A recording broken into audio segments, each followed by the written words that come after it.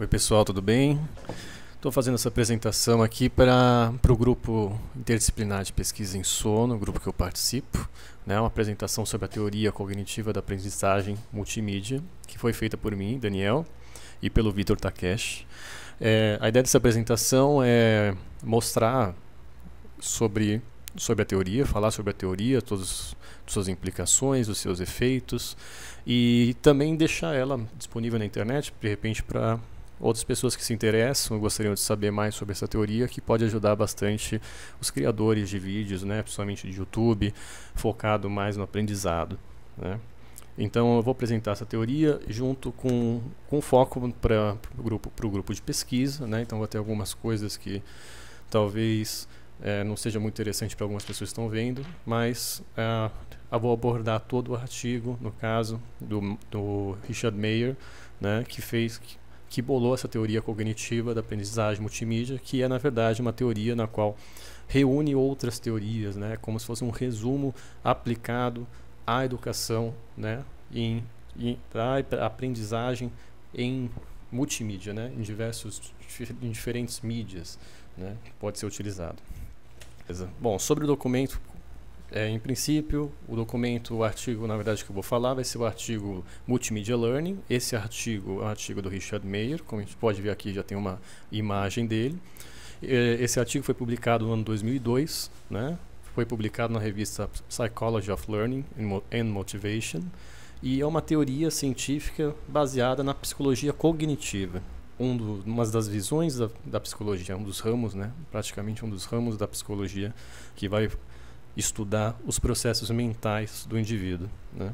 E o comportamento também, né? Mas muito focado como os indivíduos criam sua memória, como eles aprendem, né? Mas muito mais focado no processo mental.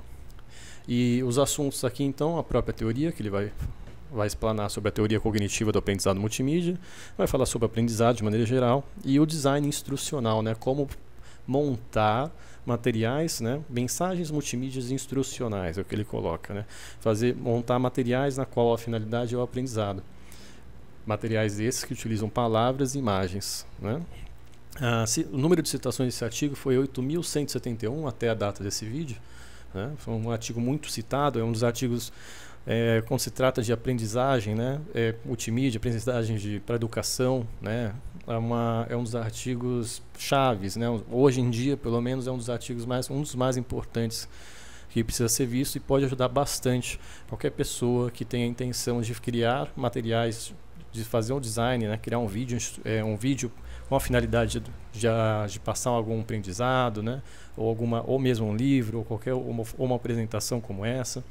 Então ajuda muitas pessoas a entender todos os efeitos, a maneira como o indivíduo aprende, né, e como isso pode ser, como os materiais podem ser construídos para que haja um aprendizado mais significativo. Bom, sobre o autor um pouquinho, o Richard Mayer é esse carinha que está na foto, né, ele é professor de psicologia na Universidade da Califórnia.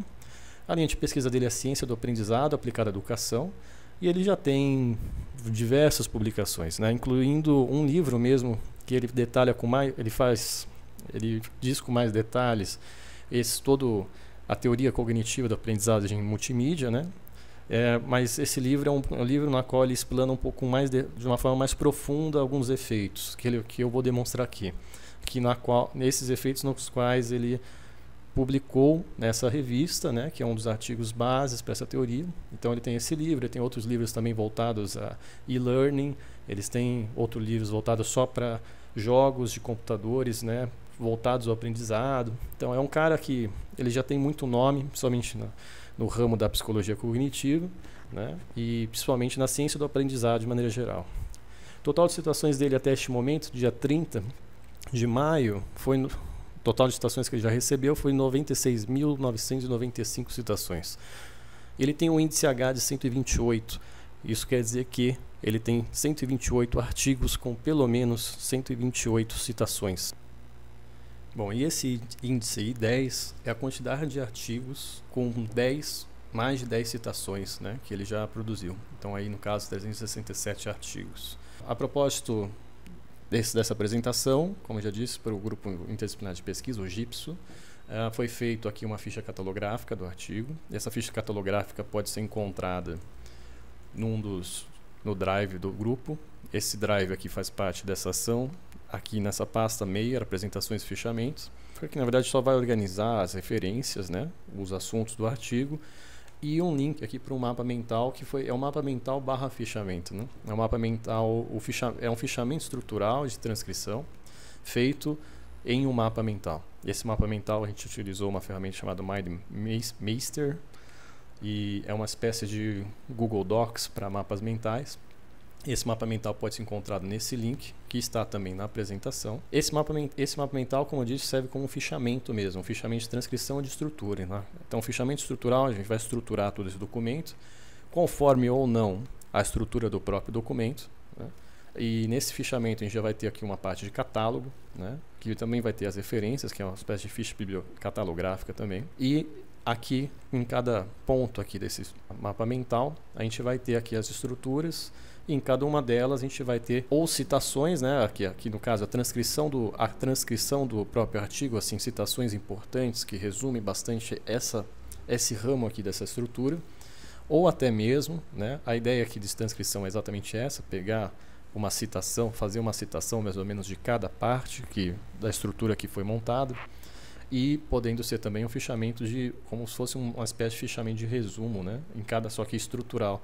Então, cada parte aqui da estrutura também pode haver um resumo nesse sentido. Esse fichamento, então, como eu disse, está disponível nesse link.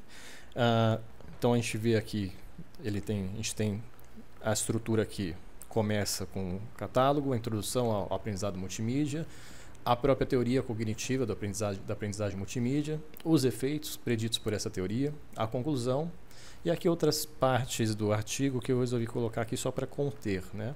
São as considerações e as referências.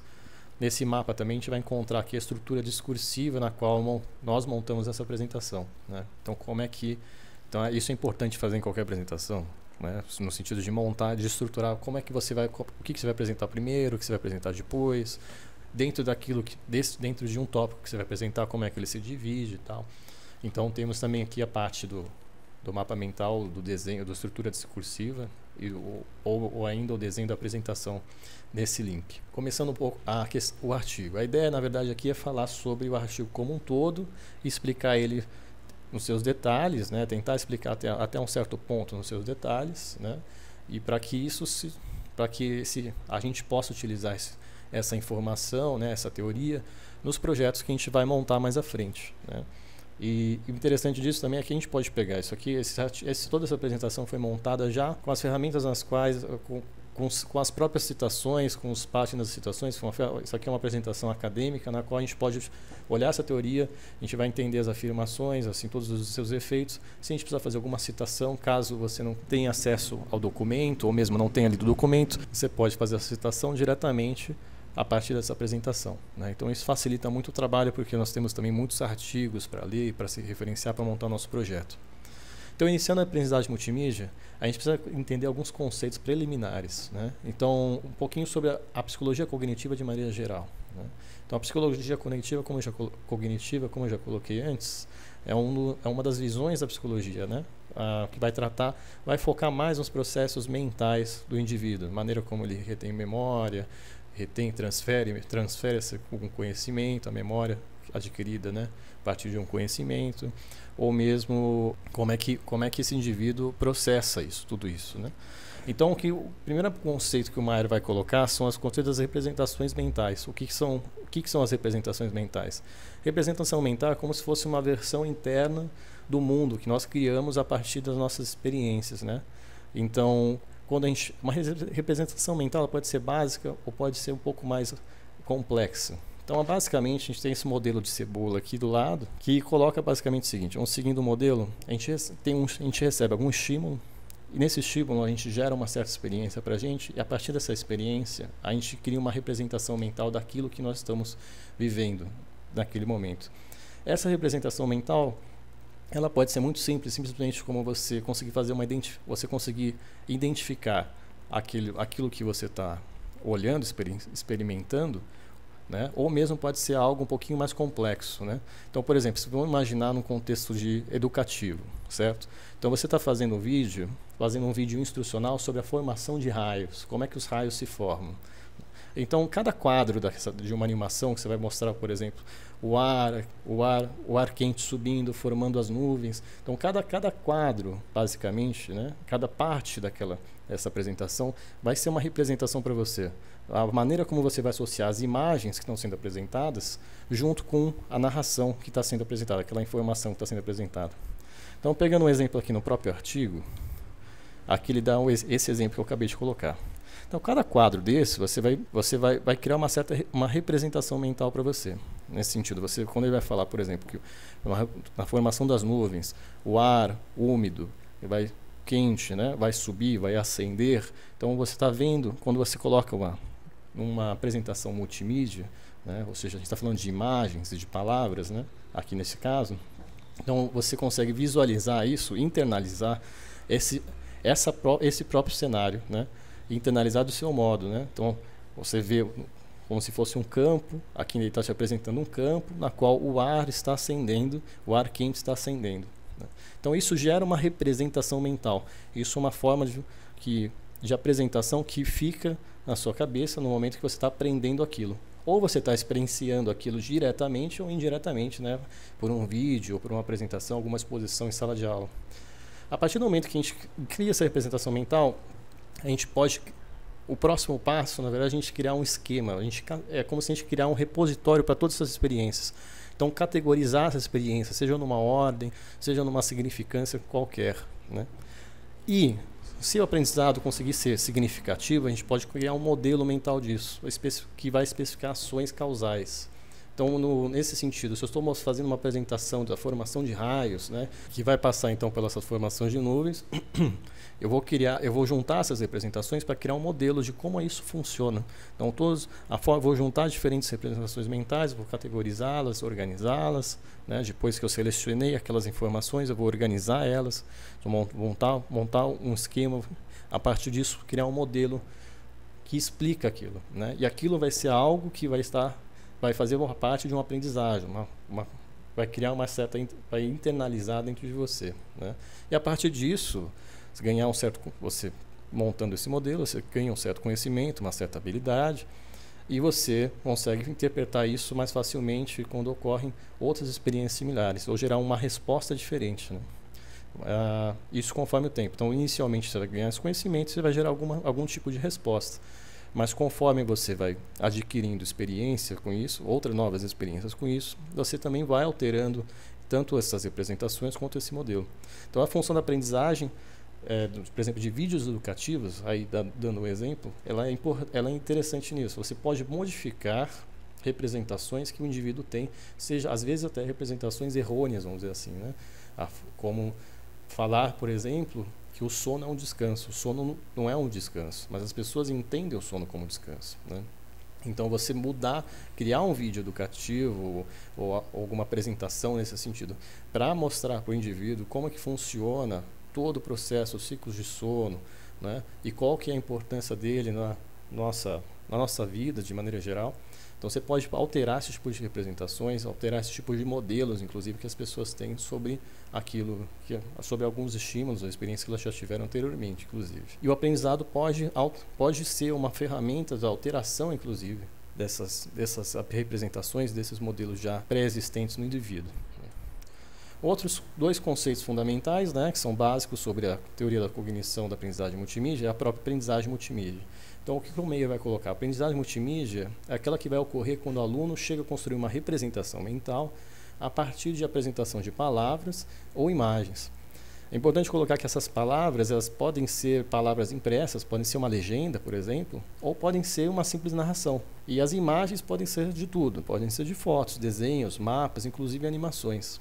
E então é essa forma que ele define a aprendizagem multimídia, e ele coloca uma outra definição que ele chama de mensagens instrucionais multimídias, que é basicamente a aplicação da aprendizagem multimídia, né? Que são apresentações de materiais utilizando palavras e imagens que têm como intenção promover o aprendizado. Então aqui à direita do vídeo, aqui uma representação bem básica, quase é uma representação básica, é um conceito basicamente, né? A representação pode ser um pouco mais larga que isso. Então, aqui pegando até alguns modelos semióticos aqui, por exemplo, o modelo semiótico de Saussure, né? Que vai falar sobre o que forma o conceito, segundo ele, né? Do significante e o significado. Então, aquele você vai ver, por exemplo, a palavra árvore vai te remeter a algum significado, o conceito de árvore. E aqui, por exemplo, eu posso fazer a mesma coisa tanto com a palavra quanto a imagem. Eu posso ver uma árvore e me remeter ao conceito de uma árvore. E cada vez que eu junto a árvore, a palavra árvore e a imagem da árvore, eu estou criando também uma representação mental, né, que pode formar ou pode fomentar esse conceito, inclusive, que você tem de árvore. Alguns outros conceitos que são importantes de colocar antes de falar dos efeitos, que é a parte mais importante do artigo, são algumas visões da aprendizagem de maneira geral, né? Aqui nessa tabela, só finalizando a última parte, né, a gente tem a definição mais concisa da aprendizagem multimídia e também da mensagem instrucional multimídia, alguns exemplos aqui, como aqueles que eu já dei anteriormente. Então, as diferentes visões sobre a mensagem instrucional multimídia.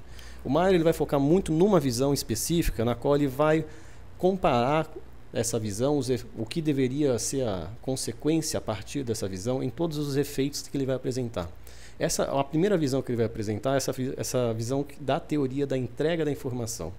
Ele dá o nome da visão como a mídia ou suporte de entrega, né? E o que essa teoria da entrega da informação vai colocar? Que quando você apresenta algo para alguma pessoa, seja um aluno, um aprendiz, algo, não importa o modo como você apresenta. O que importa somente é a informação, é a entrega da informação. Então, independentemente de você usar imagens, palavras ou qualquer outra coisa, isso é indiferente, porque a informação toda vai estar contida dentro daquilo na qual você foi entregar. Se a informação estiver lá, independentemente do modo que você entregá-la, aquilo vai ser adquirido e aquilo vai gerar um aprendizado, possivelmente. Então, a definição dessa visão é trabalhar, são 2 ou mais dispositivos de entrega, né? Você pode trabalhar com diferentes dispositivos de entrega, né? E essa visão está muito mais voltada, então, não exatamente à aprendizagem, mas simplesmente mais à tecnologia de entrega, né? Ela não está muito ela não considera os processos de aprendizagem, os processos, né, de captação da mensagem que está sendo colocada ao aluno. Enquanto o Maier ele coloca outras visões, como o modo de apresentação e as modalidades sensoriais, que vão falar basicamente que o modo como você apresenta a sua mensagem tem um impacto relevante na forma na qual o aluno aprende. Então, não importa somente você entregar a informação. Então, eu vou lá e vomito um livro, né, escrevo um livro e dou aquele livro para o aluno, né? A forma na qual eu estou fazendo aquilo não está levando em consideração o processo de aprendizagem. Então, aquela aprendizagem vai ser menos significativa. Ou vai gerar muito esforço para gerar uma aprendizagem significativa, né? Então, o foco desse modo de apresentação, a partir de palavras e imagens, está na maneira como o material está apresentado. E a outra visão, modalidades sensoriais, ela vai focar não em palavras e imagens, mas em sons e imagens, né?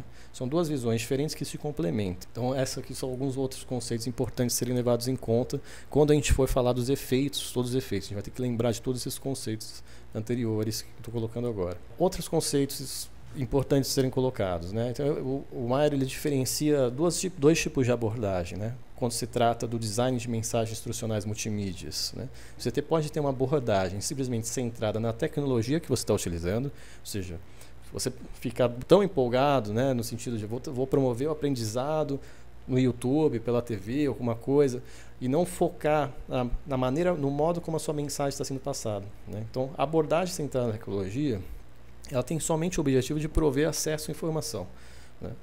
E o problema que ela considera é como utilizar as mais recentes tecnologias do design de mensagens multimídias. Ela não foca esse tipo de abordagem, aquela abordagem falha, né? Quando você se você tem o objetivo de fazer com que as pessoas aprendam, você tem que focar no processo do aprendizado, não na tecnologia que você está utilizando para isso. Então ele coloca essa outra abordagem, que é a abordagem que ele utiliza, que é a abordagem centrada no aluno ou aprendiz, né? Que o ponto de partida dele é o processo cognitivo do aprendizado, é o trabalho da mente humana, né? E o objetivo dele, de fato, é contribuir para a cognição humana, não somente prover acesso à informação, é criar uma contribuição para aquele indivíduo. Então, um dos problemas considerados é como adaptar tecnologias multimídias para auxiliar o processo cognitivo daquela pessoa. Duas metáforas diferentes podem ser utilizadas no processo, né, do design de mensagens instrucionais multimídias, né? Estão muito relacionadas com as abordagens que eu acabei de falar. Então, uma das metáforas que a gente pode utilizar é simplesmente a metáfora da aquisição da informação. Quando a gente está elaborando uma mensagem multimídia, né, a gente não pode partir de uma abordagem simplesmente de adicionar informação ao indivíduo, né? Então, essa metáfora de aquisição de informação, ela considera o aluno simplesmente como um recipiente passivo de informação e o professor, a pessoa que estiver passando essa mensagem, como um fornecedor de informações, né? Então, o objetivo dela acaba sendo entregar informação, somente entregar informação e ser um veículo de entrega. Então, essa metáfora, ainda assim, ela é muito utilizada, né? Então, no sentido de você pensar em provas, lembrar a FUVEST, por exemplo. A FUVEST, antigamente, era muito voltada à aquisição de informação. Então, ela te perguntar, quando que Cabral descobriu o Brasil?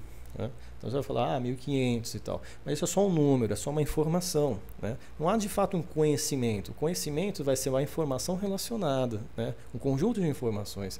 Então, vai ser algo mais 3D, vamos dizer assim, né? Não vai ser uma coisa 2D, simplesmente uma data ou uma informação X, uma resposta pronta, né? O que a gente vê muito isso acontecer em escolas, em outros lugares, né? Então, o Maier vai voltar toda a teoria dele para a construção do conhecimento, que a ideia é construir uma estrutura cognitiva coerente. Então, por exemplo, em vez de ter uma prova, mesmo que seja de múltipla escolha, a pessoa vai perguntar, quando Cabral descobriu, não vai perguntar exatamente isso, vai fazer com que o aluno relacione todo o contexto do Caminho das Índias, Vasco da Gama, o bloqueio, né, das rotas das especiarias, etc. Então ele vai ter que ter um conhecimento de todo o contexto para responder aquela pergunta. A FUVEST, por exemplo, usando o mesmo exemplo que eu dei anteriormente, ela tem mudado, ela tem uma tendência a ficar cada vez mais conceitual, né, e menos bitolada, né? Então, a gente está vendo esse processo, inclusive com perguntas interdisciplinares, né? A pessoa pergunta, que velocidade com uma ameba é atirada 10 metros por segundo, calcule, etc. Então, você tem que criar relações, não existe uma resposta pronta para isso, né? Você tem que ter um conhecimento de fato sobre aquilo. Então, a partir dessa metáfora da construção do conhecimento, o aluno é um ativo criador de sentido, né? Então, você constrói o conhecimento junto com o aluno. Você não simplesmente vomita o conhecimento para ele, alguma informação para ele nesse caso. E o professor deixa de ser somente um fornecedor de informações, ele se torna um guia cognitivo. Então, ele vai criar o aprendizado junto com o aluno, não simplesmente ser o professor, doutor, catedrático que vai lá falar e no final vai esperar que o aluno consiga entender do que ele está falando, tenha um aprendizado significativo daquilo. Não, a gente sabe que isso não vai acontecer, né? Então, o objetivo no final dessa metáfora da construção do conhecimento é fornecer uma orientação cognitiva, né, para o aluno, para o indivíduo, e ser um comunicador cooperante. Mas alguns conceitos preliminares, né, o Maier vai colocar sobre o aprendizado rotineiro e o aprendizado significativo. O aprendizado rotineiro é aquele que segue uma rota muito bem definida, né, e que essa rota pode não ser adequada para muitas pessoas, né, cada um, quando a gente aprende, segue rotas diferentes, né.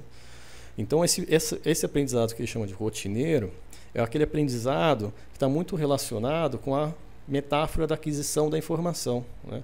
Apesar de ele ter uma rota, ele simplesmente o objetivo dele é simplesmente entregar a informação. E a descrição cognitiva que ele coloca a partir dessa decorrência do aprendizado rotineiro, é que o conhecimento vai ser um conhecimento isolado, vai ser um conhecimento muito fragmentado, não vai ter relações, ou seja, aquela mesma coisa que eu coloquei, vai ser um conhecimento muito achatado, vai ser um conhecimento 2D, né? Ele não vai conseguir ter um conhecimento amplo, aquilo, conseguir pegar aquele objeto, conseguir ver ele de diversos ângulos, né? E quando a gente tem um aprendizado rotineiro, em testes de performance que se faz, por exemplo, como o aluno retém aquele conhecimento, ele consegue até reter, ele tem uma boa retenção. Mas o que se percebe é que ele tem uma má transferência. Ou seja, o que é a transferência? Ele não consegue passar aquele conhecimento em situações diferentes, ou mesmo dissertar sobre aquele conhecimento. Então, testes de retenção são muito testes, por exemplo, de múltiplas escolhas. Múltipla escolha pode ser, não necessariamente é, mas pode ser um teste de retenção. Você perguntar o que é aquilo? Então, você vai lá, põe as respostas, pum, a pessoa vai lá, aponta. Agora, quando você faz uma pergunta aberta sobre aquilo, fazer um teste dissertativo sobre aquilo, aí você consegue enxergar a transferência para verificar se o aluno vai conseguir passar aquele conhecimento de uma maneira coesa, coerente, né? Ou seja, ele vai precisar entender o que é aquilo para conseguir escrever sobre aquilo, né? Bom, e a segunda decorrência do aprendizado que ele coloca, que é a decorrência na qual ele baseia toda a teoria, que é a decorrência do aprendizado significativo, né? O meaningful learning. E esse aprendizado, a ideia na qual, o objetivo na qual, né, se faz um material, ou seja, você está querendo que as pessoas aprendam de fato, então ele coloca esse aprendizado significativo como objetivo a partir da teoria que ele elabora. E a ideia é que você criar um aprendizado, gerar um conhecimento, né, organizado, conhecimento integrado, na qual o indivíduo, o aluno que está recebendo aquilo, essa informação, ele consiga gerar de fato um conhecimento sobre aquilo, né? Ele consiga entender aquilo ao ponto de que ele tem uma boa retenção em teste de performance e também tem uma boa transferência no teste de performance. Ele consegue escrever sobre aquilo, dissertar sobre aquilo, porque ele de fato entendeu aquilo e conseguiu estruturar isso na sua mente. Então a gente tem, por exemplo, aqui nessas metáforas de aquisição de informação, construção de conhecimento, abordagem centrada na tecnologia. Então antigamente, por exemplo, se falava muito na tecnologia, né? Você pega toda essa história, quando se fala de educação, surgiu o cinema vai revolucionar a educação, acabou, a sala de aula já é uma coisa do passado e tal.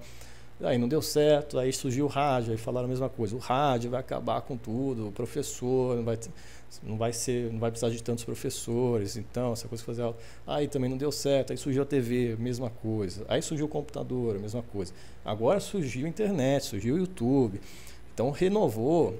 Muito recentemente havia muita discussão, né, no sentido de, inclusive, pessoas, né, importantes na ciência e que falaram muitas coisas importantes, né, mas colocavam muito isso, o futuro, sala de aula vai ser em casa, ou seja, você não vai precisar ter mais a sala de aula como é hoje, que é de fato uma coisa uma coisa muito anacrônica ainda assim, né, mas sempre colocando a questão da educação muito centrada na tecnologia e muito menos centrado na própria construção do conhecimento, dessa metáfora, construção do conhecimento. O que o Meia vai falar mais à frente, vai falar o seguinte: independentemente da mídia que você está utilizando, do meio que você está utilizando, né, quer dizer, do meio não, da mídia que você está utilizando, não faz diferença se você não tiver a intenção de fato de construir um conhecimento na cabeça do aluno, na cabeça de quem estiver sendo espectador daquilo, né? Então, independente da tecnologia, da mídia que você for utilizar, se ela for somente a partir de uma metáfora de aquisição de informação, não vai funcionar. Um penúltimo conceito que ele coloca aqui é os conceitos de atividade comportamental e de atividade cognitiva.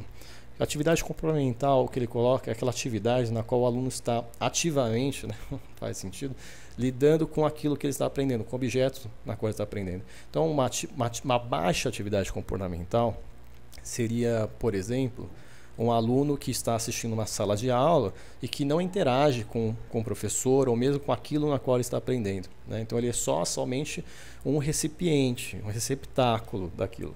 E a gente vê muito isso em sala de aula, né? Então, quando a gente vê esse tipo de coisa, o aluno, de fato, o professor, ele faz uma aula na qual o aluno fica calado e só ouve, né? Ele está tendo uma baixa atividade comportamental, né? Hoje a gente vê cada vez mais professores fazendo dinâmicas, fazendo um monte de coisas que, inclusive, às vezes são até absurdas, né? Para fazer o quê? Criar uma alta atividade comportamental na aula, que as pessoas cada vez mais falem, repliquem, montem coisas, né? Façam um monte de post-it, design thinking, caralho, 4, né? Que é horrível, por sinal, né? Na minha opinião. E também, além dessa atividade comportamental, temos a atividade cognitiva, né? O conceito de atividade cognitiva, na verdade, é aquele conhecimento que vai, de fato, gerar diferentes representações, vai gerar um modelo no qual o aluno possa criar uma relação de causalidade e construir o conhecimento de uma maneira mais integrada, né? Então, às vezes você tem, por exemplo, aulas né? Por exemplo, aulas que você tem uma alta atividade comportamental, você vê que tem dinâmica, a pessoa faz dobradura, conversa, faz debate, etc. Mas a aula por si tem uma baixa atividade cognitiva, né? O conteúdo da aula não cria uma atividade cognitiva muito alta, né? E o que o meio vai colocar é o seguinte: você pode ter uma alta atividade comportamental, mas se você tiver uma baixa atividade cognitiva, você não cria o que a gente já colocou atrás, que é o aprendizado significativo, né? Você pode ainda ficar naquela questão da aquisição da informação, né? Enquanto se você pode também ter uma baixa atividade comportamental na aula e ter uma alta atividade cognitiva, ou seja, o aluno ficar calado, mas você tem que criar uma situação na qual ele vai conseguir gerar um conhecimento, construir um conhecimento mais integrado, um conhecimento com mais associações. Então você tem uma alta atividade cognitiva com uma baixa atividade comportamental. Mesmo assim, a partir desse momento, você tem uma alta atividade cognitiva, você cria um aprendizado significativo, né? E se você juntar alta atividade cognitiva com alta atividade comportamental, você também cria uma aprendizagem significativa. Então, esses são dois conceitos importantes ao se colocar principalmente em salas de aula, né, em apresentações públicas, né? Isso gera um aprendizado, a modo como você faz essa apresentação vai gerar um aprendizado diferente, dependendo do modo que você fizer. Bom, 3 suposições utilizadas, na verdade são 3 teorias utilizadas, né? Na psicologia, algumas coisas são supostas, né? Que você supõe que algo funciona de uma determinada maneira, você cria experimentos, testes, para tentar verificar se aquilo existe ou não, né? Aquilo ocorre ou não, ou seja, tem alguma diferença, um efeito diferente nos testes, né?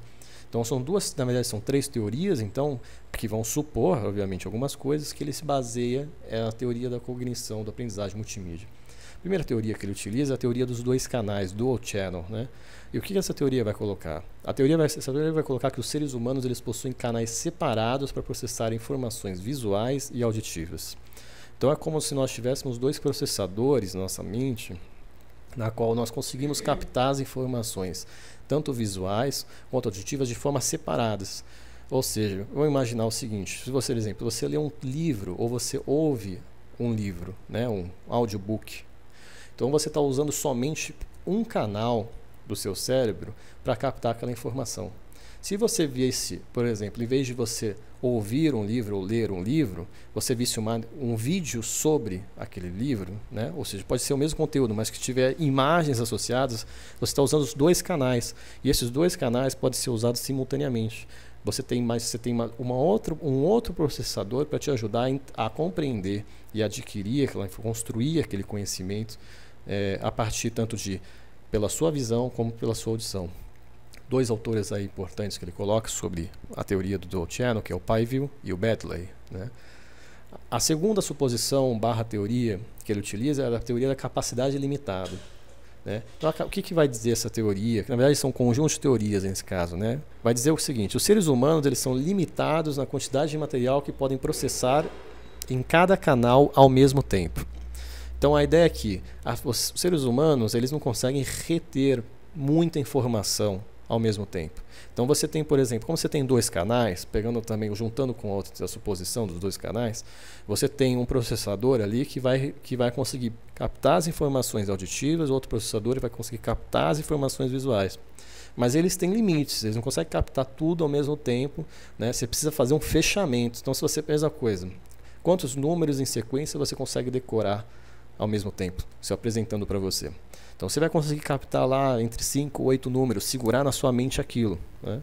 Só que você não vai conseguir captar mais do que isso. Então a gente tem uma capacidade limitada na nossa memória de trabalho, de pegar aquelas informações, né? Então se você cria, por exemplo, uma situação na qual você cria uma interação muito longa com um objeto, com um tema que você está falando, você vai estar criando uma sobrecarga cognitiva, né? Então a gente tem que entender isso quando a gente está criando, por exemplo, vídeos, a gente está fazendo apresentações, a gente está dando uma aula, que a gente precisa fazer as coisas em pedaços, na qual a pessoa consiga não sobrecarga, crie uma sobrecarga na memória das pessoas, para que elas de fato consigam compreender aquilo, né? Então, dois autores que ele te fala que vão ser proeminentes aí nessa suposição da capacidade limitada, também o Baddeley e o Chandler e o Sweller. O Sweller é um dos que fala que tem uma teoria chamada de carga cognitiva, que ele vai explanar um pouquinho mais a fundo sobre isso. Uma terceira suposição, barra teoria, é a suposição do processamento ativo. Processamento ativo, o que vai dizer? O processamento ativo vai colocar que os seres humanos se engajam na aprendizagem ativa ao observarem materiais relevantes, organizando o material selecionado em uma representação mental coerente, integrando representações mentais com outros conhecimentos. Então, o que essa suposição vai colocar?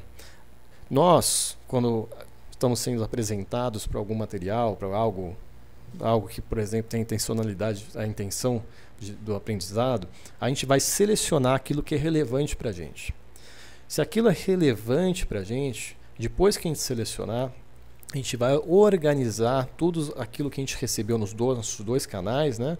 Tanto no canal auditivo quanto visual. A gente vai organizar todo aquele material selecionado e vamos criar uma representação mental coerente daquilo que está sendo colocado. E a gente vai integrar isso com o nosso conhecimento prévio, com o nosso repertório. Então, tudo que a gente vai aprender relacionando ele com aquilo que a gente já tem. Então, por exemplo, a mesma coisa que você coloca, se você não faz uma aula, por exemplo, se você é um professor, você não pode fazer uma mesma aula para uma sala de graduação do que para uma sala de pós-graduação. Tanto porque, principalmente porque o conhecimento, o repertório, o conhecimento prévio dessas pessoas vão ser diferentes, né? Então, coisas na qual você pode relacionar, a maneira como você pode colocar aquilo que você está transmitindo, tem que ser diferente para os diferentes públicos. Então, você tem que saber com quem você está falando para saber como falar com elas, né? Dois autores aí relacionados a essa suposição é o Meyer e o Whitrock. Então, essas são todos os conceitos preliminares que o Meyer coloca, que é inicialmente, para que daí então gerar o modelo que ele propõe. Então, esse é o modelo da teoria cognitiva da aprendizagem multimídia. Então, ele vai juntar todos esses conceitos, principalmente essas três suposições que eu falei anteriormente, para montar essa figura aqui, esse diagrama. O que esse diagrama faz? Então, vamos pegar pedaço por pedaço. Então, temos uma apresentação multimídia como essa, né? Essa apresentação, nesse caso, estou te mostrando imagens, que é a própria apresentação, e palavras pela minha narração. Então, essas palavras que estão formadas por narrações, né, também podem estar também na própria apresentação, como aqui a gente está vendo aqui, palavras e imagens, né, elas podem estar em texto ou elas podem estar narradas, né? Então, a apresentação pode ser separada pelas palavras, nesse sentido que eu coloquei agora, e pelas imagens que ela apresenta. A partir dessa apresentação, a gente vai captar para a nossa memória sensorial as imagens pelos olhos, as palavras auditivas, né, a narração pelas orelhas, e pelos olhos a gente pode captar as imagens da apresentação quanto as palavras escritas, né, as palavras impressas na tela ou no papel, onde que for que seja. A partir do momento que a gente capta pelas nossas orelhas e pelos nossos olhos, a gente vai selecionar essas palavras e essas imagens, né, a partir desses dois processadores. Então, a gente está falando, aquilo que a gente captou pelas nossas orelhas se processa separadamente daquilo que a gente capta pelos nossos olhos. Essas informações interagem. É claro, se eu ouço alguma coisa, eu posso buscar uma representação mental daquilo que eu já tenho na cabeça. Então, claro que assim, captamos de uma forma separada, podemos captar de uma forma separada, mas isso aqui se interage. Então, depois que a gente pegou aquele material relevante que a gente captou pelas nossas orelhas, o material relevante que a gente captou pelos nossos olhos, a gente passa isso para uma memória de trabalho.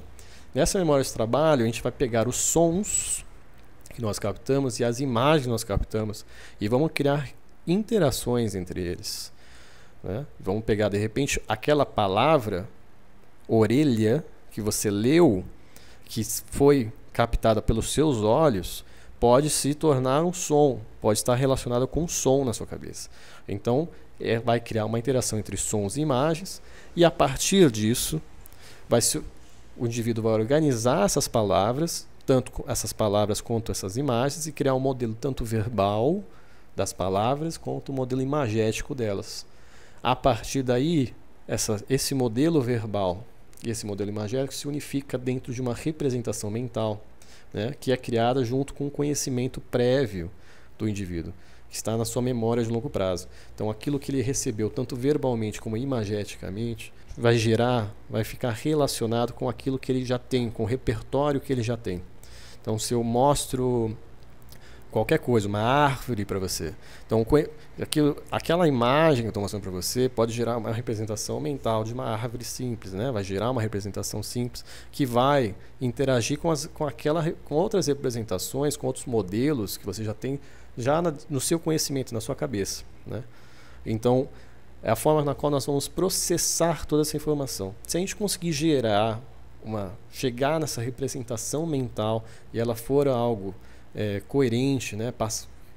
Não só uma representação mental, mas várias representações mentais, e ela for coerente, né? E ela tiver relação com o repertório que nós já temos, aí a gente pode chegar a montar esquemas e depois modelos. E a partir do momento que a gente faz isso, a gente já está trabalhando para que aquela memória, aquela informação, aquele conhecimento vá para a nossa memória de longo prazo e crie de fato um aprendizado. Se não chega numa memória de longo prazo, você não cria um aprendizado significativo. Bom, esse é o modelo.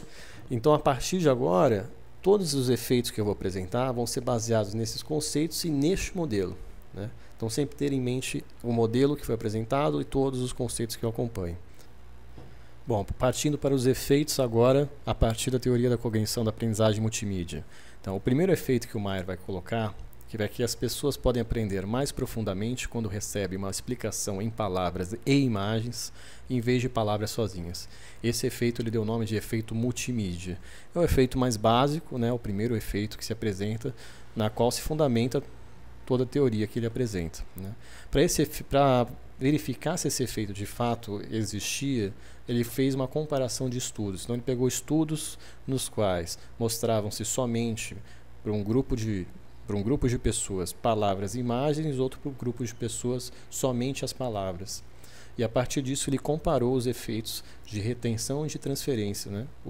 Fez testes de retenção e transferência e verificou que dos 11 estudos que ele comparou, os alunos que tiveram um efeito maior, né, uma média maior de aprendizado, ele monta, por exemplo, um score, uma pontuação, né, para conseguir medir isso, foram aqueles que receberam palavras e imagens, não somente palavras. Então, o efeito mediano foi de 1,39. Esse 1,39 é o desvio padrão agregado, ou seja, eles desviaram um desvio, 1,39 desvios da média, né? Então, para a gente entender basicamente como que esse efeito mediano ocorre, como é que se gera esses estudos, basicamente, para quem já entende estatística vai entender isso bem. Isso aqui na verdade, é um cálculo, na verdade, de diferença de médias, né? Então, só para mostrar rapidamente como é que isso funciona. Então, você vai lá, cria 2 grupos de trabalho, 2 grupos de estudo. Nesses 2 grupos de estudo, nesse caso, você apresenta um material com palavras e imagens, e num outro grupo de estudo, você só apresenta um material com palavras. Esses 2 grupos vão ler esse material, vão receber esse material de alguma forma, né? E depois vamos fazer um teste de retenção e um teste de transferência para verificar como foi a aprendizagem deles, ou seja, quanto eles reteram, quanto eles conseguem transferir daquilo que eles foram apresentados, certo? Então, esse efeito aqui, nesse caso, é um efeito de diferença de médias. Como é que ele funciona? Vamos aqui para cá. Aqui só dando um exemplo, certo? Vou pegar aqui um outro artigo que fala um pouquinho mais fácil disso. Então, para calcular esse efeito, ele pega o seguinte, ele pega a média, o score médio do grupo experimental, de um dos grupos, né, nesse caso o grupo experimental, aquele que recebeu palavras e imagens, e subtrai com a média do grupo que recebeu só as palavras, e divide isso pelo desvio padrão, o desvio padrão agregado, né, dessas duas amostras, né, divide essa diferença pelo desvio padrão agregado, né, e a partir disso ele consegue verificar qual foi a distribuição desses scores, né, e saber como é que eles se desviam. A partir desse número do desvio, né, o cálculo do desvio padrão, ele verificou que o efeito das pessoas que receberam palavras e imagens, desviou da média 1,39 desvios padrões. Então, aqui colocando uma outra coisa, então aqui a gente tem, por exemplo, uma distribuição. Aqui, no caso, uma distribuição de probabilidade, certo? Então, aqui no centro dessa distribuição, considerando que é uma distribuição normalmente distribuída, então a gente tem aqui o centro dessa distribuição, que vai ser aqui, e aqui embaixo a gente tem os desvios padrões, né? Então, aqui a gente tem teve um desvio padrão da média. Então, aqui no caso dele teve 1,39, então ficou por aqui esse desvio padrão. Então, ele distanciou da média esse tanto, né? Na probabilidade, né, na inferência estatística, a gente vai colocar, a gente faz um teste de hipótese para verificar se pela variabilidade esse desvio, essa distância da média pode ser somente algo particular, né, algo provável de acontecer, mas que no geral pode ser considerado como zero. A gente calcula quantos por cento de certeza, quantos por cento de significância, né, de grau de confiança que a gente pode ter que esse desvio que foi apresentado não seja igual à média, não regrida a média, né? Então, geralmente o que se faz aqui estabelece aqui uma distribuição de probabilidade, estabelece um limite, aqui um ponto crítico, a partir do nível de significância. Então, eu quero ter 95% de confiança, de grau de confiança que aquela média não pode ser zero, né? Então, eu tenho que fazer um desvio maior, né? Nesse caso aqui, estou colocando 2,5. Isso depende do tamanho da amostra, né? Então, aqui na apresentação, eu coloquei aqui pela distribuição T, que é uma distribuição normalmente distribuída para amostras pequenas, né? Coloquei aqui para uma amostra aqui, esses estudos geralmente são feitos com 30 a 50 indivíduos, né? Então, eu coloquei aqui que seriam uns graus de liberdade, né? Que seria até 42 indivíduos, né? E aqui o desvio que ele deveria ter, né, se tivesse 95% de certeza que esse efeito não fosse igual a zero. Então, aqui, como ele desviou, ele não chegou a desviar 2,02, desviou 1,39, a gente pode ter a certeza aí que ele tem que esse efeito de fato existe por volta aí de 60% de certeza, certo? E aqui eu coloquei um outro ponto crítico, né, que é a partir de um nível de significância de 35%, que é o equivalente de um grau de significância de 65%. Né? Para a gente chegar a ter 65%, que esse efeito aqui não é igual a zero, né, ou seja, as médias são iguais, tanto daqueles que receberam palavras e imagens, quanto aqueles que receberam somente palavras, então aqui a gente teria que ter um desvio de 0,529. Né? Então, quer dizer, aqui passou de 65%, né? Até 0,529 de desvio da média, a gente tem 65% de certeza que esse efeito existe. Então, aqui passou um pouco, vou imaginar que deve ter então uns 70%, 80% de certeza que esse efeito realmente existe. Aqui só explicando o efeito mediano, eu não vou explicar mais, é só para entender mais ou menos como é que foi feito esse estudo. Os outros estudos foram similares, né? Seguiram o mesmo padrão e vão ter esses resultados também aqui nos slides. Uma coisa importante que ele coloca sobre o efeito multimídia também é que sobre a diferença entre gráficos explanativos e gráficos não explanativos. O que ele quer dizer com isso? Vamos imaginar que você está fazendo uma apresentação, você está falando, por exemplo, como dar um nó de gravata. É uma apresentação, você está instruindo as pessoas de como dar um nó na gravata. Então, você vai lá, faz uma narração ou escreve um texto sobre como dar um nó de gravata, então joga para a direita, joga para a esquerda, passa por cima, passa por baixo. E as imagens que acompanharem esse texto tem que ser, para que elas gerem um aprendizado significativo, elas têm que ser gráficos explanativos, né? Então elas têm que acompanhar o processo. Então você pega a gravata, joga esse lado para a direita, atravessa para o outro lado, joga para a direita. A imagem tem que acompanhar isso. Se você simplesmente usar uma imagem ilustrativa de uma gravata enquanto você faz a narração, esse estímulo aqui imagético que você está dando para a pessoa não colabora de fato com a aprendizagem dela, né? Ou colabora muito pouco, né? Você precisa criar uma representação mental disso. Então, as imagens têm que fluir conforme a narração ou conforme o texto, né? Então, numa animação a gente vê muito isso, né? Enquanto a pessoa fala, a animação ocorre. Se a animação não tem nada a ver com a narração, não vai surgir um efeito, certo? Então, por isso, gráficos explanativos e gráficos não explanativos. Isso é muito importante para vídeos. Aqui a gente tem um exemplo, por exemplo, do ciclo da água. Então aqui a gente pode verificar o seguinte, nessa imagem do ciclo da água, né, são imagens e textos, né? A gente tem a imagem da evaporação, né, junto com uma imagem que vai remeter aqui a evaporação da água, para que haja condensação da nuvem. A partir disso a gente cria uma representação mental, tanto aí a partir de imagens e palavras, na qual a gente pode reter isso na nossa memória, né, e depois esquematizar isso e criar um modelo a partir de todas as representações que essas imagens e palavras nos trazem. Então aqui vai passar pelas nossas palavras e imagens aqui. Nesse caso não tem áudio, né? Só vai usar a modalidade visual. Então vai partir para a nossa visão e vai ser processado simultaneamente, né, no nosso cérebro. Aqui por quê vai ser processado simultaneamente? Porque elas estão juntas, né? Isso a gente vai falar sobre isso num efeito mais à frente, né? Agora, o efeito da contiguidade espacial é basicamente aquilo que eu estava falando agora há pouco, né? Então, a ideia é de que nem todas as mensagens multimídia são igualmente eficientes. Então, esse efeito vai dizer o quê? Que alunos aprendem mais profundamente quando as imagens correspondentes e as palavras impressas são colocadas perto em vez de distanciar-se na página ou na tela. Então, temos aqui um exemplo. Aqui eu tenho uma imagem que vai falar sobre o processo de formação de nuvens, certo? E essa imagem acompanhada de um texto. Esse texto está embaixo da imagem.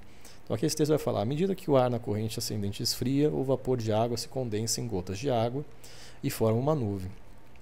Na outra imagem, que está abaixo dessa, eu tenho o quê? Uma apresentação integrada. Eu tenho a imagem integrada ao texto. Então o que ocorre aqui? Eu não tenho que ter, não crio dois esforços: o esforço de ver a imagem, guardar, reter essa representação imagética aqui, para depois ler o texto.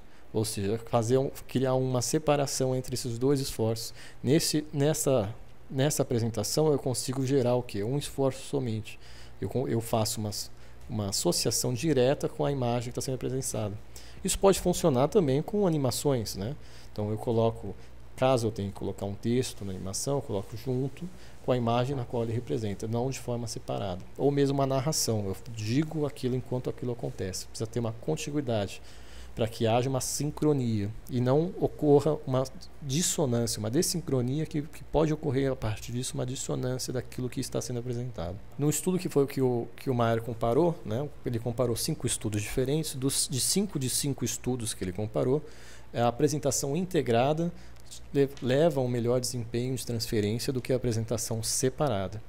O efeito que ele descobriu é que da média, a diferença entre as médias, né, do grupo experimental para o grupo de controle, né, nesse caso, foi de 1,12, ou seja, distanciou-se da média 1,12. Aqui a gente pode falar que a gente tem por volta mais de 65%, entre 65% e 95% de certeza que esse efeito realmente existe. Aqui a gente tem um exemplo que pode ser colocado nisso, né? Então aqui a gente tem duas imagens de cérebros mostrando aqui cada parte componente do cérebro aqui, né? Então nessa imagem à direita a gente tem as setas que indicam cada parte do cérebro junto com, né, diretamente na imagem, né, junto com a descrição, que o lobo frontal, entre outros aqui, medula oblongata. E na imagem à esquerda a gente tem o quê? A gente tem tópicos, né, sinalizações. Então aqui vai falar essa parte do cérebro seria o lobo frontal A. Então a pessoa vai ter que olhar para isso e depois olhar para a legenda para saber do que se trata essa parte. São dois esforços diferentes. Isso cria o quê? Um efeito de não contiguidade espacial. Esse aqui está adequado ao efeito de contiguidade, enquanto esse não. Então o que acontece? A gente vê o item, a gente vê que há, então uma associação que na verdade não é coerente, né? Depois a gente vai procurar a legenda e verificar que aquela imagem que está associada a é relacionada ao lobo frontal. Então, dois esforços para que daí depois a gente consiga processar essa informação. Enquanto na direita não, a gente vê o item, lobo frontal, já vê a imagem e já processa direto. Então, para não criar um efeito de atenção dividida, que o Maier coloca, é importante que a gente dê importância à contiguidade espacial nas imagens e palavras das apresentações que a gente for, das mensagens, né, instrucionais que a gente for criar. né? Então aqui é um exemplo, na verdade, que tem que se tomar cuidado com isso também. Então às vezes você pode abusar, né? A gente vai falar sobre o efeito da coerência depois, que vai falar aqui. As informações irrelevantes num gráfico, né, numa mensagem instrucional multimídia, pode ser um gráfico, pode ser uma animação, elas podem prejudicar o aprendizado. Então aqui você vê que, por exemplo, tem uma imagem mostrando aqui diferentes músculos do corpo humano, mas está tão lotado de informação que você mal consegue parar para entender o que é cada uma, né? Então a gente tem que, não dá para simplesmente vomitar tanta informação, por mais, aqui ele fez muito bem, aqui ele tem um efeito de contiguidade espacial, mas as informações elas não se tornam coerentes, né? É muito denso, né? Isso vai exigir um esforço maior do aluno, né? Então acaba criando um aprendizado ineficiente, acaba sobrecarregando o canal da visão. O terceiro efeito que o Maier coloca é o efeito da contiguidade temporal, muito semelhante ao da contiguidade espacial. Então, o que esse efeito coloca? Que alunos aprendem mais profundamente quando os segmentos correspondentes de animação e narração são apresentados simultaneamente em vez de sucessivamente. Então, o que isso significa? Ele vai diferenciar uma apresentação simultânea de uma apresentação sucessiva. A apresentação sucessiva é aquela na qual você apresenta, aqui vamos pegar um exemplo de animação, certo? Você apresenta uma animação para a pessoa, sem som ou texto, certo? E daí, no caso, você apresenta a animação pura e simples, e depois dessa apresentação, ou seja, você já tira a apresentação de lado, coloca a apresentação de lado, você passa somente o som, a narração dessa apresentação, ou seja, você coloca ela separada. Lembrando aquele conceito da teoria da entrega da informação, que eu coloquei antes, que na teoria da entrega da informação vai colocar o seguinte: a informação está lá, né? Você apresentou a informação, mesmo que de forma separada, ou seja, você apresentou o modo de apresentação, você teve um diferente modo de apresentar essa apresentação. Você apresentou primeiro a animação, depois o som da animação. Pela essa teoria, independentemente, o modo na qual você apresenta não faz diferença. Segundo essa teoria, a teoria da entrega da informação. E o que o Maier vai colocar aqui? Ele vai advogar o seguinte: o modo da apresentação importa quando se trata do aprendizado. Então o que ele vai fazer é o seguinte: ele pegou 8 estudos e comparou esses 8 estudos. E esses estudos, os alunos receberam animação e narração coordenada. Os alunos que receberam a animação e a narração coordenada, ou seja, animação com o som, né, sincronizada, demonstraram o melhor entendimento na explicação.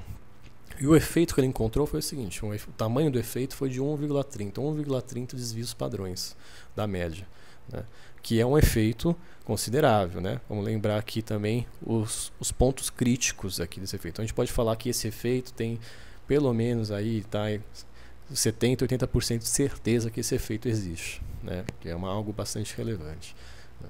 Então esse é o efeito da contiguidade temporal. O próximo efeito é o efeito da coerência. O efeito da coerência diz o quê? Isso aqui é um dos efeitos mais importantes, que os alunos aprendem mais profundamente quando palavras, imagens e sons irrelevantes são retirados em vez de incluídos. Aqui tem uma imagem que tem milhões de coisas, né? Você tem, por exemplo, um sol, uma nuvem, uma pessoa correndo, uma vaca sendo abduzida, uma bomba estourando, né? Você precisa criar uma coerência daquilo. Quanto mais informação você coloca, que informação irrelevante, né, não objetiva, para aquilo que você está querendo transmitir, aquilo vai prejudicar o aprendizado. Então, o que ele fala? Ele fala de apresentação concisa, apresentação expandida. Você tem que ser muito conciso naquilo que você está passando. Quanto mais informação, digressões você vai fazendo naquilo, você prejudica o aprendizado, porque você pode criar uma sobrecarga na memória da pessoa, tanto visual quanto auditiva. Lembrando da teoria dos 2 canais e da capacidade limitada, certo? Então, isso aqui, de 11 estudos que ele comparou, né, 11 apresentaram, né, que os alunos que receberam a apresentação concisa foram melhores nos testes de retenção e de transferência, com um efeito mediano aqui de 1,11, né? Então aqui a gente pode falar que a gente tem mais de 65% de certeza, ou seja, esse desvio é maior do que 0,529, que esse efeito realmente existe, né? Isso é importante. Esse efeito aqui é um efeito muito utilizado, né? Por exemplo, aqui muitos desses efeitos eles falam de princípios de design, né? Tem muitos associados com princípios de design. Então aqui Aqui o que a gente está falando de concisão, de coesão, né? É basicamente um estudo que ele está fazendo que fala o seguinte: menos é mais, né? É o que o design coloca. Que a ideia do design é o quê? Do design como disciplina, né? Como estudo, né? ou como atividade, é você juntar uma função, né? A uma forma. Então você, por exemplo, no design gráfico, você está criando uma forma gráfica a partir de uma finalidade. Quanto mais simples, quanto mais objetivo você conseguir entregar aquela finalidade a partir de uma forma gráfica que você vai criar, melhora o seu design, né? Quanto mais coisa você coloca no design, você quebra as pessoas. Por exemplo, eu quero passar estou criando um design, um símbolo para uma marca. Então eu quero passar eu quero transmitir alguns valores, né? Eu quero transmitir um valor de, por exemplo, eu quero transmitir uma ideia de luxo, eu quero transmitir uma ideia de agilidade, para voltar a esportes, alguma coisa. Então, se eu coloco muita coisa naquela imagem, as pessoas não vão conseguir entender o que ela significa, o que está sendo a função na qual ela foi criada. Então, quanto mais conciso você for, melhor vai ser a aprendizagem. As pessoas vão conseguir reter, entender melhor aquilo que você está apresentando. Aqui, então, colocar um vídeo que mostra um pouco disso, né? De concisão. Então, lembrando do efeito da coerência aqui. Esse vídeo aqui é um vídeo que ficou muito famoso, foi recentemente lançado, né? Que é a história do mundo, né? E é um vídeo no qual o autor do vídeo ele cria representações mentais básicas, bem simples, né? Então aqui, por exemplo, se você está numa rocha flutuando no espaço, coloca tipo a Terra e um homenzinho flutuando, sabe? É bem simples, sabe? O que é esse homenzinho? É um pictograma. É uma coisa bem simples para você pegar. E o que ele faz? Ele cria representações mentais bem básicas, né? E por utilizar representações mentais bem básicas, ele faz isso num passo muito rápido. Para ele vai conseguindo passar o vídeo, esse vídeo vai passando e vai criando diversas representações mentais e adicionando diversas informações, construindo todo um conhecimento, uma coerência, um contexto da história do mundo. É muito interessante. E claro que ele utiliza o humor, né, uma linguagem personalizada. A gente vai falar um pouquinho desse efeito mais à frente para evitar uma sobrecarga cognitiva, né? Então vamos lá ver esse vídeo. Hi, you're on a rock, floating in space. Pretty cool, huh? Some of it's water. Fuck it. Actually, most of it's water. I can't even get from here to there without buying a boat. It's sad. I'm sad. I miss you. How did this happen? A long time ago, actually never, and also now, nothing is nowhere. When? Never. Makes sense, right? Like I said, it didn't happen. Nothing was never anywhere. That's why it's been everywhere. It's been so everywhere you don't need a where. You don't even need a when. That's how every it gets. Então, a ideia, na verdade, de mostrar esse vídeo é exatamente mostrar esse efeito da coerência, né? Então, passo rápido, representações mentais básicas, uma apresentação bem concisa, né? O próximo efeito que o Meyer apresenta, ele chama o efeito da modalidade. O que é esse efeito? Esse efeito é que alunos podem aprender mais profundamente de vídeos com narração em vez de vídeos com textos.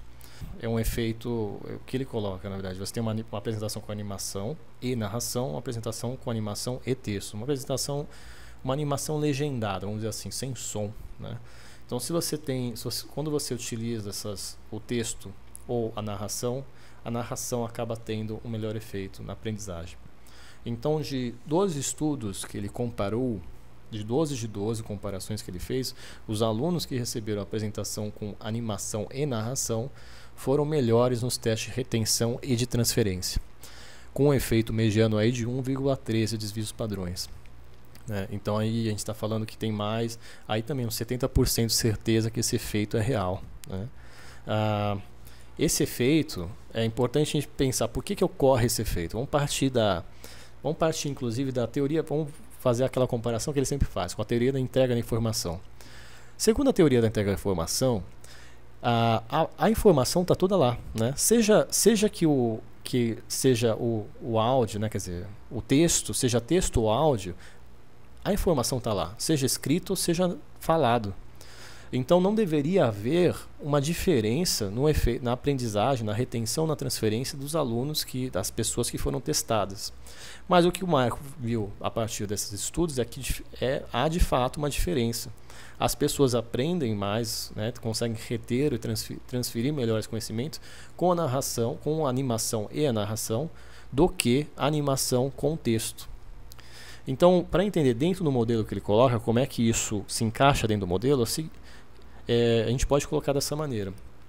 Se eu faço uma animação, a animação somente com texto, ou seja, animação e o texto, animação com legenda, vamos imaginar assim.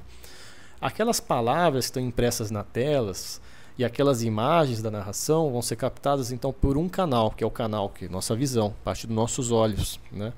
E não vai passar pelo nosso canal auditivo, nosso processamento auditivo. Então nós estamos utilizando somente um canal para processar tudo aquilo que está sendo apresentado para a gente. Então acaba sendo ineficiente, porque você tem dois canais nos quais você pode processar essa informação e você está sobrecarregando, você está usando somente um e possivelmente sobrecarregando ele, né? Enquanto você tem uma animação com narração, com palavras faladas, né, e imagens nesse caso, a gente está o quê? A gente está sendo mais eficiente, né, na transmissão da mensagem, porque nós estamos utilizando o quê? Os dois canais da nossa memória sensorial. Estamos usando a audição e a nossa visão.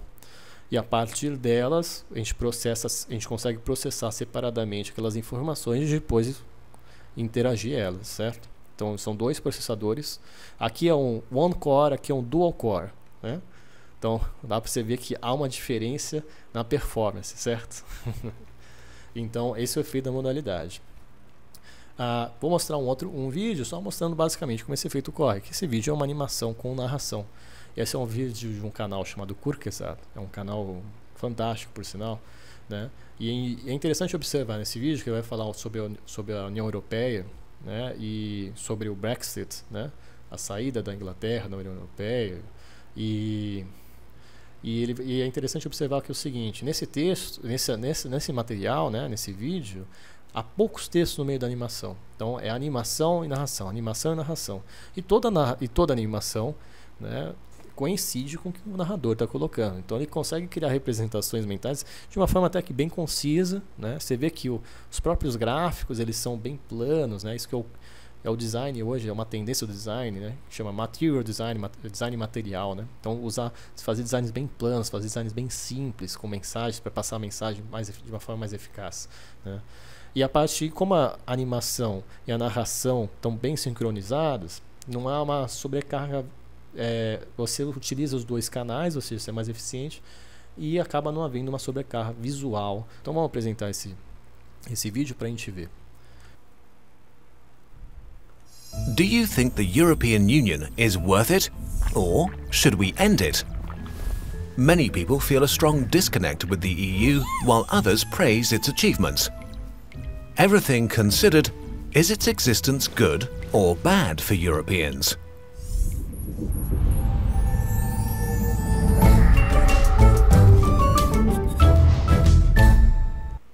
Fechando aqui, o que a gente conseguiu perceber, né? Então é uma coisa muito bem sincronizada, você viu a forma. Claro que você pode utilizar humor para conseguir interagir mais com o espectador, né?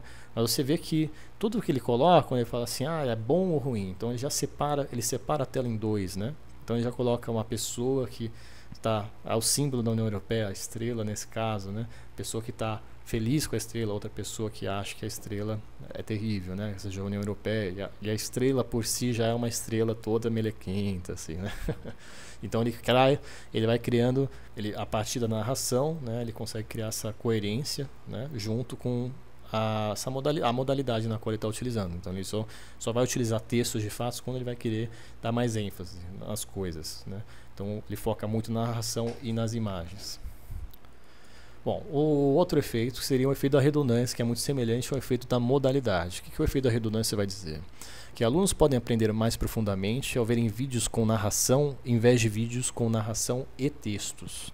Esse efeito é muito semelhante com o outro. O que ele vai colocar? Você tem um vídeo somente com a animação e a narração e um outro vídeo com a animação, a narração e com os textos. Vamos imaginar que você está vendo um vídeo, né, animado, com um locutor falando e com uma legenda na tela, certo? Vamos imaginar isso. Enquanto você está comparando com outro que isso não tem legenda, outro é só animação com locutor ou locutora, certo? E ele verificou que isso pode ter algum efeito na aprendizagem no final. Então ele pegou 3 estudos, ele ficou dos três estudos que ele comparou, os alunos que recebem a animação com apenas a narração foram melhores nos testes de retenção e de transferência, né, com um efeito mediano aí de 0,84. Então, como a gente pode ver que esse efeito é um efeito menor do que os outros efeitos que ocorreram. Então, esse efeito a gente poderia ter aí uns 65% a 70% de certeza que ele existe de fato, né? Mas é um efeito relevante, 65% a 70% já é alguma coisa, né? É bastante relevante, não é 20%, não é 10%, né?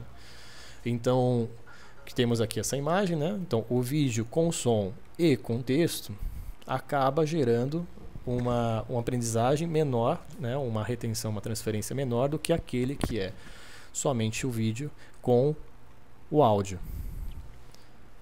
Então, partindo da teoria da cognição, né?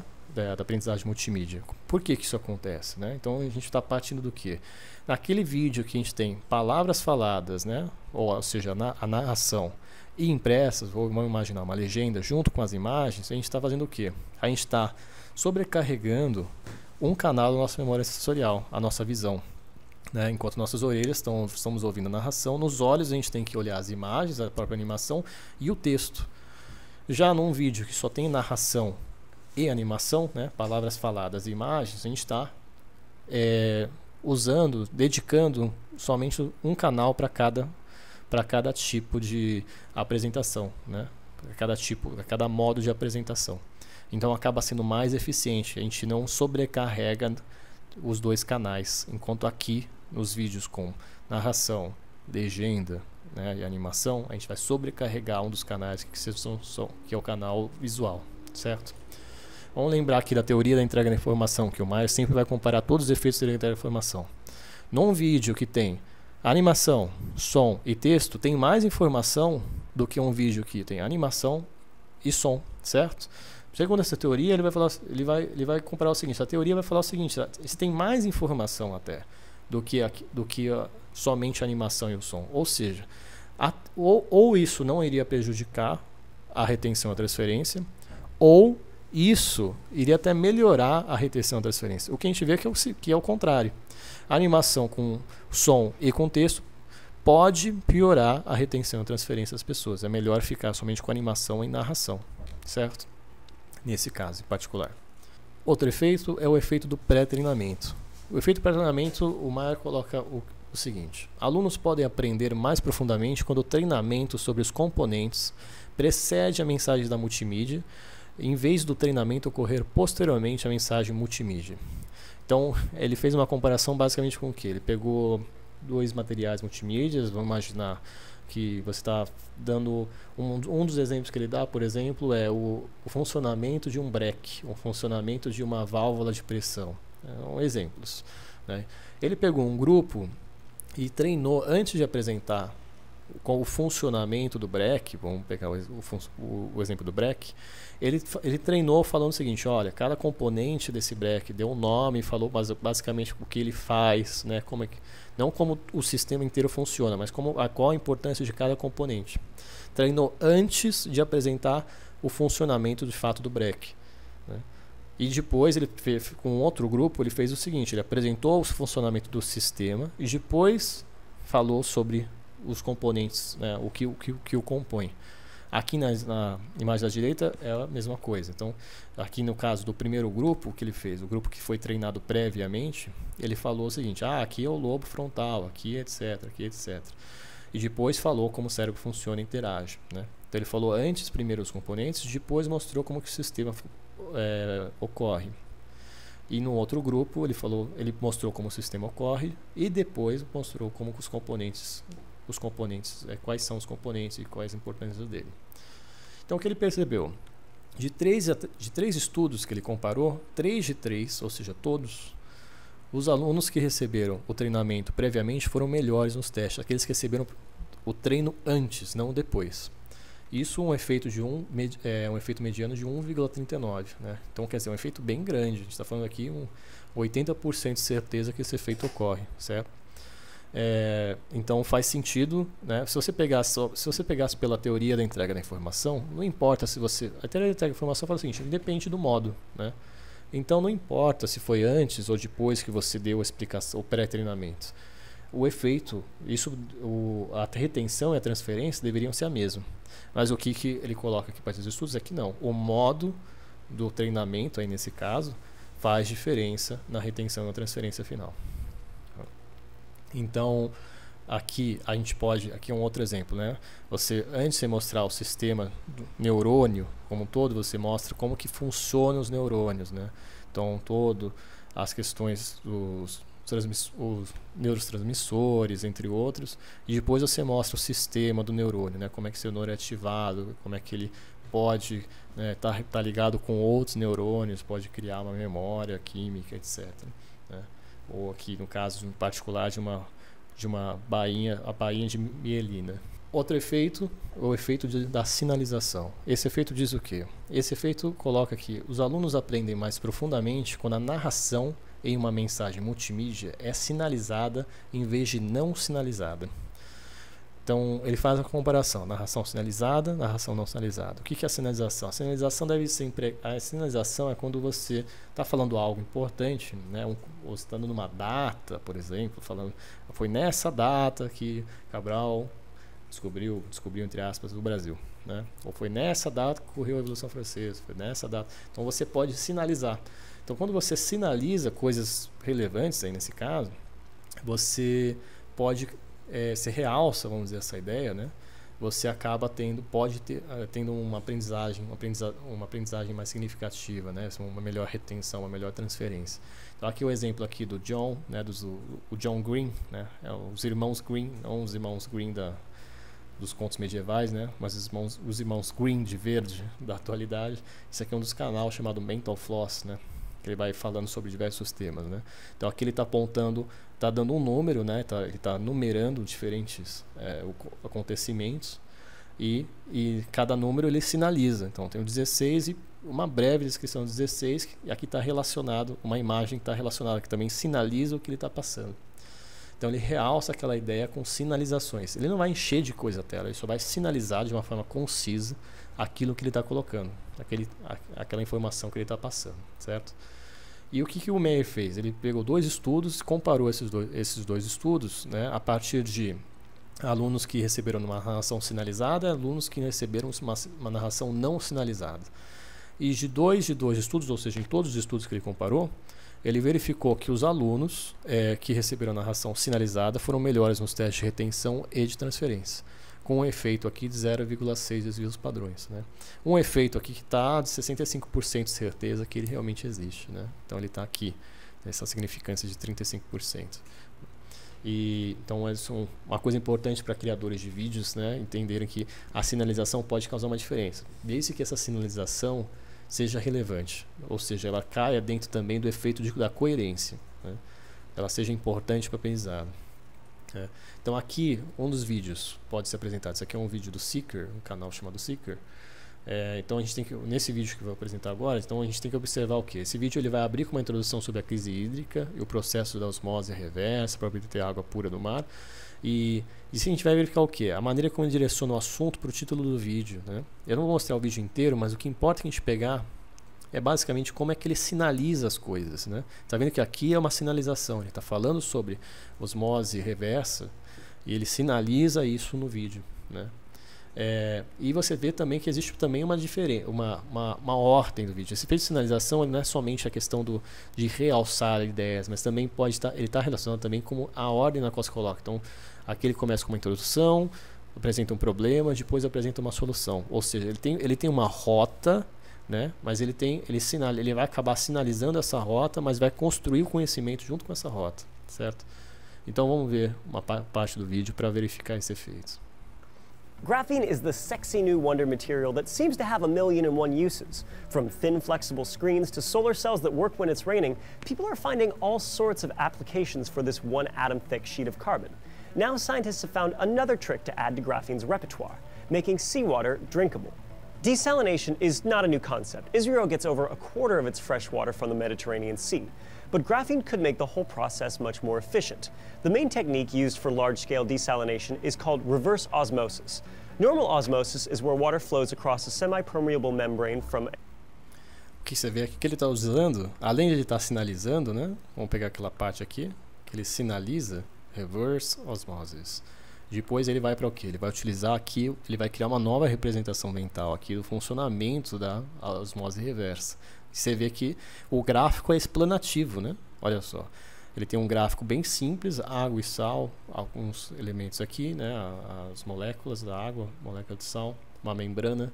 E ele é o gráfico é explanativo junto com a narração. Então, quer dizer, ele está fazendo exatamente, ele está tendo o efeito aqui, que o efeito da contiguidade espacial está aqui, o efeito da contiguidade temporal está aqui, o efeito da coerência está aqui, o efeito multimídia está aqui.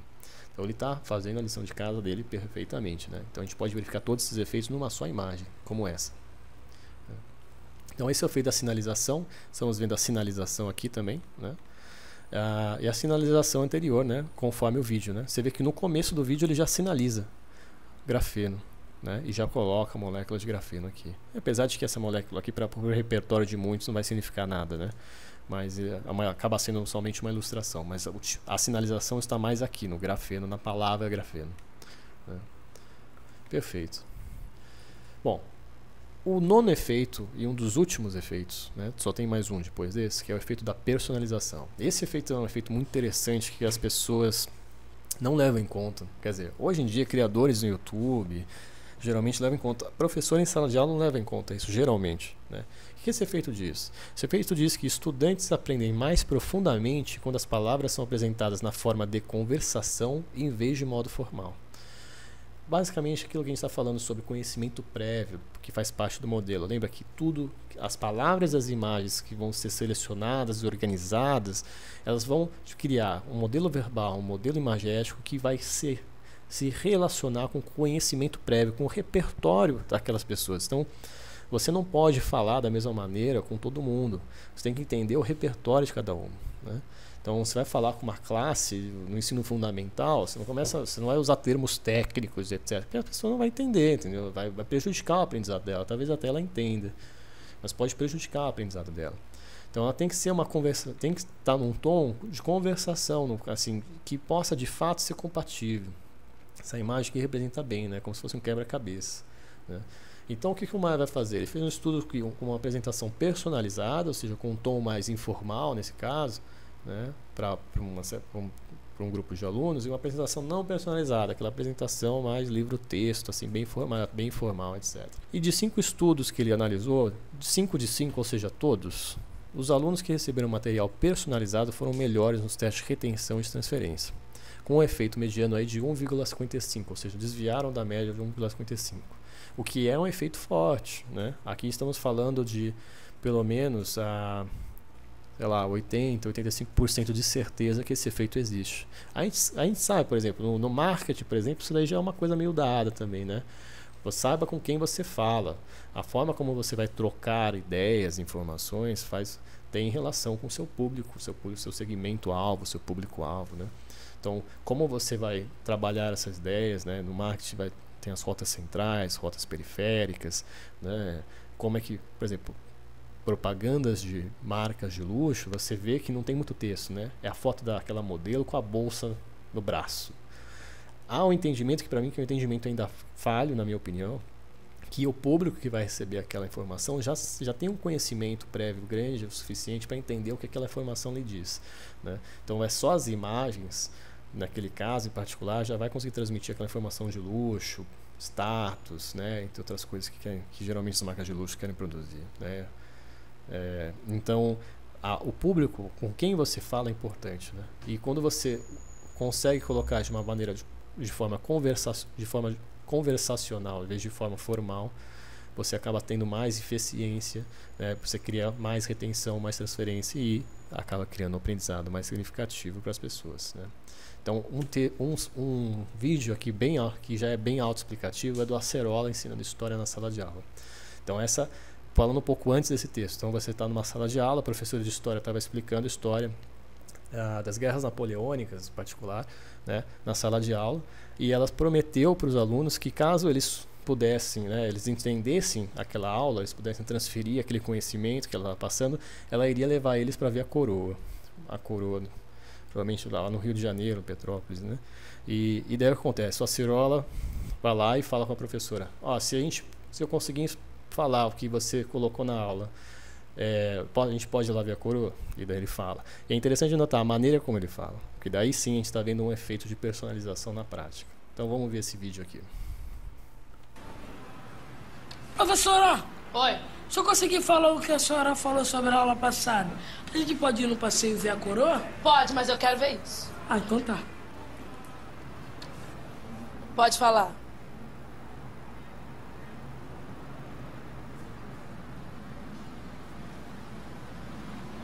É o seguinte, esse aqui é o Morro Francês, onde um maluco chamado Napoleão mandava, era o dono. E ele mudou o jeito dele de mandar. Esse aqui é o Morro Vizinho. E ele queria que o Morro Vizinho fosse da mesma maneira que o Morro dele. Antes disso, a parada era dos ingleses, que vendia bagulho para todas as regiões. Mas Napoleão vencia pouquinho a pouquinho e impediu os morros de comprar bagulho da Inglaterra. Os ingleses ficaram boladão e deram couro nesse filho da puta na Batalha de Trafalgar. Primeiro, ele invadiu o morro dos espanhóis e fechou a boca dos ingleses que ele tinha lá. E depois caiu matando o morro do alemão. Assim que ele dominava o morro, ele dava pro chegado dele tomar conta, porque era muita boca pra ele tomar conta. Aí o Zé Bunda foi querer invadir essa parte que era lá, os soldados dele acabaram dançando. Aí ele tava quase invadindo o morro de Portugal. E Portugal, o jeito dela era fugir. Pra onde? Pra aqui, professora, pro morro da América, que também era dele. Mas pra quê? Porque a Inglaterra queria salvar aqui, porque aqui é o comércio grande, aqui o continente é maior. Aí o jeito era os portugueses pedir ajuda para os ingleses. Pra quê? Ué, pra salvar a coroa deles. Salvar a coroa? Como que eles fizeram pra salvar a coroa? Ah, parceiro, aí eu já não lembro mais não. Deixa que daqui eu continuo. Tá. Valeu, professor. Então, como a gente pode ver aqui, esse é um vídeo bem autoexplicativo, né? Você vê como que a sala interagiu muito mais, né? A partir da forma como a Acerola estava ensinando a história nesse sentido, né? A história aí no caso das guerras napoleônicas, bloqueio continental, etc. Então isso é um efeito que aí é um caso assim, a academia de maneira geral ela não sabe falar com as pessoas, né? Então, por exemplo, você pega uma universidade pública como a USP que tem como uma das suas funções estender o conhecimento para fora da universidade, mas a universidade não sabe falar com as pessoas, elas falam daquela maneira opulenta, né? E aquilo não gera uma comunicação, nem muito menos um aprendizado efetivo. Então, esse efeito de personalização é muito importante, principalmente para criadores de vídeos, né, do YouTube, já fazem esse efeito de personalização, né? Mas é entender como esse efeito é importante, né? A gente tem que parar de criar tanto uma reverência, né, a norma culta. Às vezes tem que usar palavrão. Às vezes, não necessariamente, pode ser que você use palavrão, mas depende muito do público que você fala. Você vai falar de uma maneira muito mais informal, usar gíria, coisas desse tipo, né? Então, esse efeito causa personalizar a linguagem na qual você está utilizando para aquele material tem muita importância, né? Se você quer causar uma aprendizagem mais significativa. Então, um último efeito que ele coloca como outros efeitos, que é o efeito das diferenças individuais. Então, o que esse efeito coloca? Melhorias no design de mensagens instrucionais multimídias têm um efeito maior em alunos que possuem baixo conhecimento em vez de alto conhecimento e em alunos com alta habilidade espacial em vez de baixa habilidade espacial. Então, assim, o que mais vai colocar? A maioria desses estudos que ele comparou foram feitos com alunos de graduação, né? São alunos que, apesar que já tem até um grande repertório, né? Dependendo do aluno, mas em geral possuem um baixo conhecimento ao se tratar daquela mensagem, daquilo que ele está querendo passar. Então, quando é uma pessoa novata e você está apresentando uma coisa nova, um conceito novo, né, esses efeitos, né, do design na mensagem institucional vão ser maiores. Enquanto, claro, se você está falando com alguém que já conhece aquilo, já tem instrução sobre aquilo, esse efeito vai ser menor.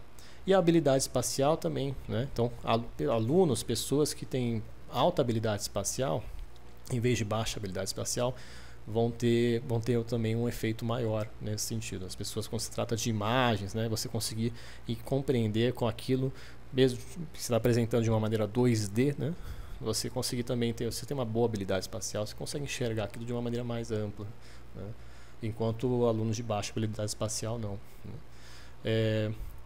Então, outras coisas que ele coloca. Alunos com alto conhecimento podem compensar apresentações mal projetadas. reorganizando-as mentalmente, enquanto os alunos de baixo conhecimento são menos capazes de reparar mentalmente apresentações mal projetadas. E alunos com baixa habilidade espacial podem ter que alocar tanto esforço cognitivo para construir e manter imagens mentais que eles não conseguem se beneficiar de apresentações bem desenhadas. Já em contraste, os alunos com alta habilidade espacial podem ter capacidade cognitiva disponível para realizar um profundo processamento cognitivo promovido por apresentações bem desenhadas. Então esses são os 9 efeitos com um a mais, né? São 10 efeitos no total. Então esses efeitos são efeitos essenciais nesse caso. Essa é a teoria, uma das teorias chaves que nós temos hoje para falar sobre aprendizado multimídia, né? Aprendizagem multimídia, né? Então as considerações e limitações desse artigo, de todos esses estudos, são o quê? Bom, algumas limitações que a gente pode já pensar. Foram analisados somente 60 experimentos, né? E há somente 9 efeitos, podem haver muito mais efeitos, né? Então há uma certa limitação, ou seja, há mais campo para pesquisa. E esses efeitos precisam ser experimentados de uma forma mais ampla, né? Que apesar de até que não foram poucos, né? Foram vários experimentos, são 60 experimentos, mas precisa ter mais, com uma amostragem maior e tal, né? Então, tomado juntos os 9 efeitos, eles provêm um quadro prático para o design de mensagens institucionais multimídias, né? E a maioria desses estudos também foram feitos, como foi colocado no efeito anterior, com pessoas com baixo conhecimento sobre os temas apresentados. Então pode ser que esses resultados variem, né? Então é bom também, é necessário que haja mais estudos com pessoas que tenham uma instrução, já tem alguma certa instrução sobre aquele objeto, aquele tema tratado, né? Bom, as limitações pontuais são o seguinte. Primeiro, a limitação da natureza das mensagens multimídias, né? Que são explanações curtas e casuais. Então, todos os estudos foram feitos a partir de explanações curtas, né? Você tem que ver, precisam de mais estudos com explanações mais longas para verificar se esses efeitos ainda são consistentes, né? Existe uma limitação a partir da natureza da variável dependente, ou seja, que é a transferência e a resolução de problemas. Então, quer dizer, um aluno ele pode transferir bem ou mal por 1000 razões, né? Pode ser por culpa da apresentação, pode ser porque ele teve um mau dia, pode ser que ele está com uma coisa na cabeça e não consegue tirar. Então, a própria natureza da variável dependente, ela tem o seu certo viés, certo? Então, a gente precisa de bastante estudos para conseguir, de fato, falar, não, isso falar com mais propriedade, né? Ele fez bastante estudos, e já dá para falar com propriedade isso, mas para ter mais certeza sobre isso, né? Uma outra limitação é a natureza dos participantes dos experimentos, que a maioria deles eram estudantes de ensino médio de graduação, né? Então, quer dizer, é um segmento, um nicho muito pequeno, né? Você tem que testar isso com mais pessoas, principalmente com pessoas que não estão envolvidas, às vezes, né, com pessoas já adultas, que já estão afastadas do ensino, ou outras pessoas em outros contextos também, para verificar se esses efeitos também são consistentes com elas. Tem a limitação do contexto da aplicação, né, porque esses estudos foram feitos no laboratório, então o laboratório pode influenciar nos resultados, quer dizer, o ambiente no qual esses estudos foram feitos pode influenciar nos resultados. E vale levar em consideração aquilo que eu disse conforme a apresentação. Os graus de significância variam, né? Então, alguns efeitos eles são relevantes, eles têm uma boa significância. Então, a gente tem 65% de certeza que ele existe. Alguns a gente tem mais 65%, outros a gente tem menos. Então, o que a gente sabe? Nenhum deles a gente pode ter 95% de certeza que eles realmente existem, ou seja, que há de fato um efeito diferente dos outros grupos testados. Porém, todos eles a gente pode ter 65% ou mais de certeza que eles existem. Então, quer dizer, é uma certeza relevante, né? Estamos falando aí de 65%, alguns 80% ou mais, né? Então, é necessário haver mais testes, mas ainda assim, a gente já nesses testes, que não foram poucos até, a gente já consegue ter uma boa certeza aí que esses efeitos, que há de fato uma certa relevância aí, um efeito de fato, assim, um efeito considerável a partir disso que foi demonstrado. Sobre o GIPSO, contribuições para o projeto do GIPSO. Então, esse artigo é uma das teorias chaves, né? Então, a contribuição principal aqui é a composição do quadro teórico do projeto, né? Então, a gente tem essa teoria, que é a teoria cognitiva da aprendizagem multimídia, a gente tem a teoria do Sweller, que é a teoria da carga cognitiva, a gente tem a teoria do Pavio, que é a teoria do Dual Channel, né? Então, a gente tem outras teorias que podem contribuir com o quadro teórico, mas essa teoria é o que eu considero a teoria uma das mais importantes, porque ela junta todas as outras teorias. Partindo dessa teoria, a gente pode partir somente dela, inclusive, né? A gente tem o nosso quadro teórico. Aí, claro, precisamos fazer uma revisão literária, né, sobre os experimentos, sobre as coisas, outros estudos que foram feitos a respeito da ciência da educação, né? Então, mas o quadro teórico, já com essa teoria, já pode estar muito bem fundamentado, né? Existe a diferenciação, né? A diferenciação desse artigo, que é a junção dessas várias teorias cognitivas, né? Que faz parte do quadro teórico. Então, essa é uma contribuição também. Como essa teoria ela é diferente de todas as outras nesse sentido, né? Porque ela é um grupamento. Bom, a outra contribuição é a demonstração dos efeitos aplicáveis ao design de materiais educativos, testados cientificamente, claro. Então, a gente está falando aí, essa teoria nos dá um guia, né? Um guia de como montar, como criar o design dos materiais que a gente vai ter que fazer, né? Então, isso a teoria contribui enormemente nesse sentido, né? Ela não fala somente de que as pessoas aprendem assim, não. Ela fala também, além disso, ela fala sobre efeitos que podem prejudicar ou melhorar o aprendizado. Então, isso é uma contribuição imensa para a gente. E a ideia das representações mentais dos esquemas, que não é somente ela que coloca, é um ponto de partida para a criação dos vídeos. Então, quando a gente for montar o roteiro, a gente for montar a narração, a gente for montar o storyboard, a gente tem que ter sempre em mente a maneira na qual o indivíduo processa a informação e como ele gera o conhecimento. Então, a ideia, usar a teoria cognitiva com aquela modelo cebola que eu mostrei no começo, né? Então, o estímulo, experiência, representação mental, esquema, modelo mental, aí a partir do conhecimento, habilidades. Então, esse trajeto, esse entendimento, a gente pode montar os vídeos a partir já montando representações mentais anteriores e acoplando elas dentro de uma coisa coesa, coerente, né? Usando todos os efeitos aplicáveis dentro dessa teoria. Então, são todas contribuições muito valiosas no nosso projeto. Então é isso, é uma apresentação um pouco longa mesmo, porque é um artigo que, apesar de não é difícil de ser lido, mas ele é um pouco denso, né? Acaba sendo um pouco longo, não há muito como não ser. Eu vi já apresentações sobre esse artigo do próprio Richard Meyer, mas ele apresenta de uma forma também muito superficial, ao meu ver. Então essa apresentação, a intenção era fazer uma apresentação um pouco mais detalhada sobre cada efeito, como foi feito, qual o tamanho do efeito medido. A gente tem uma boa noção do que ocorre, do que se trata essa teoria da cognição da aprendizagem multimídia. Tanto porque, para o GIPSO, para o grupo de pesquisa, a gente pode utilizar essa para a apresentação, ela já tem os trechos com as páginas citadas, inclusive se a gente quiser usar ela dentro do projeto, simplesmente a gente tem ali a mão na roda, tanto pelo mapa mental que foi criado, que já tem uma transcrição, a estruturação de todo aquele conhecimento, quanto a própria apresentação, né? Então a gente quer afirmar, a gente está fazendo uma citação indireta sobre um efeito, uma citação indireta sobre um processo cognitivo. Então temos todos aqui na apresentação o local onde isso é afirmado dentro da teoria cognitiva da aprendizagem multimídia. Então é isso, espero que vocês tenham gostado, né? A apresentação e os links para o mapa mental vão estar na descrição, e qualquer coisa é só falar comigo. O que eu puder ajudar, eu faço. Até mais.